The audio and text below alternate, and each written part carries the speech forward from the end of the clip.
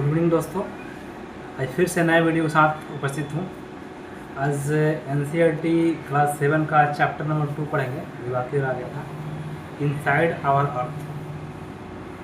आज सेल चक्र के बारे में पढ़ेंगे, यानी रॉक साइकिल। रॉक साइकिल होता क्या है,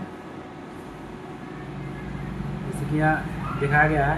सेल चक्र वह प्रक्रिया है जिसमें चट्टानें एक प्रकार से दूसरे प्रकार में बदलती रहती है, जैसे कि आग्नेय से अवसादी से केंद्रित, फिर से आग्नेय चट्टान से अवसादी और फिर से केंद्रित। ऐसे प्रक्रिया लगातार होता रहता है, यही सेल चक्र है। जैसे कि फिगर में दिखाया गया है।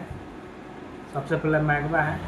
मैग्मा ठंडा होकर यहाँ आता है तो आग्नेय सेल का निर्माण होता है, और ये छोटे छोटे कण के रूप में बढ़ जाते हैं, तो अवसाद के रूप में बढ़ जाते हैं, तो ये अवसादी चट्टान का रूप ले लेता है।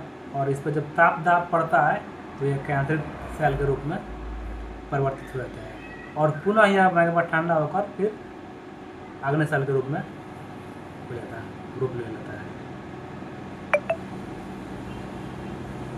यहाँ सब वही सब प्रोसेस क्या है बताया गया है। सबसे पहले मैग्मा ठंडा होकर ठोस बनता है, जिसे आग्नेय चट्टान कहते हैं।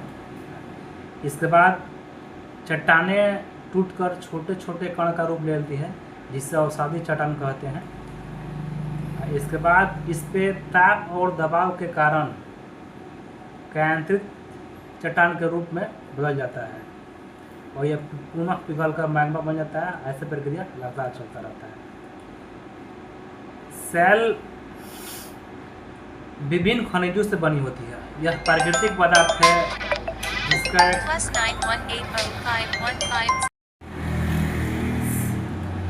सेल विभिन्न खनिजों से बनी होती है।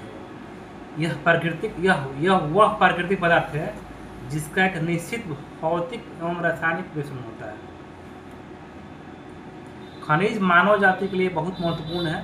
खनिज का प्रयोग ईंधन के रूप में, जैसे पेट्रोल, डीजल, प्राकृतिक गैस आदि के रूप में किया जाता है। इसका उपयोग औषधि के रूप में, उर्वरक रूप में भी होता है, जैसे कि लोहा, एल्युमिनियम, सोना इत्यादि।